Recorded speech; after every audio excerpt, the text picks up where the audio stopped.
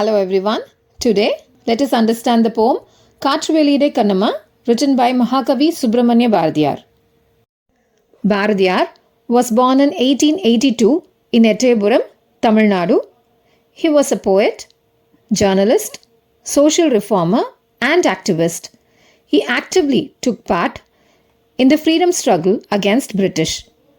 His famous poems are Kannan Pattu, Kuyil Pattu, Papa Pattu and so on.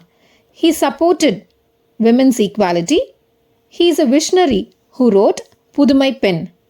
He died in 1921. The poem Kaatru Veliyidai Kannamma is addressed by the poet to his beloved. He calls her Kannamma.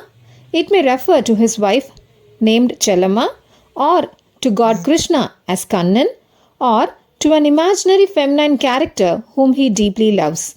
The poem expresses the poet's love for Kannamma, his dear one. Thoughts of his lady love. Kaatru Veliyidai Kannamma is one of the famous opening words of the poet Bharathiyar. He says, in the gentle, breezy, vast, open airspace, he thinks of his beloved's love for him and rejoices the blissful thought of her love. Beauty of his lady love. The poet describes his lady love. He uses simile as a poetic device to describe the features of his lady.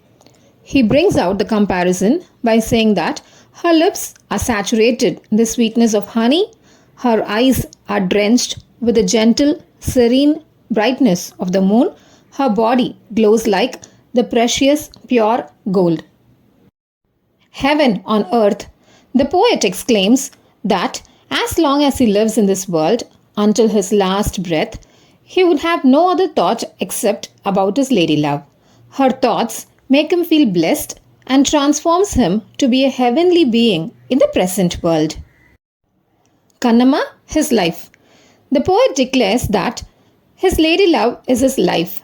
He calls her Kannamma, the dear one. He assures that he will praise her always. He says, all his sorrows and sufferings have vanished, disappeared whenever he recollected the golden memories, that is, the thoughts of his Kannamma, the dear one.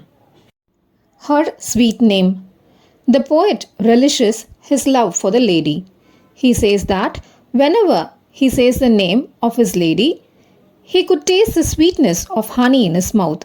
He praises her, saying that she is a passionate flame which kindles and grows the fire of his life.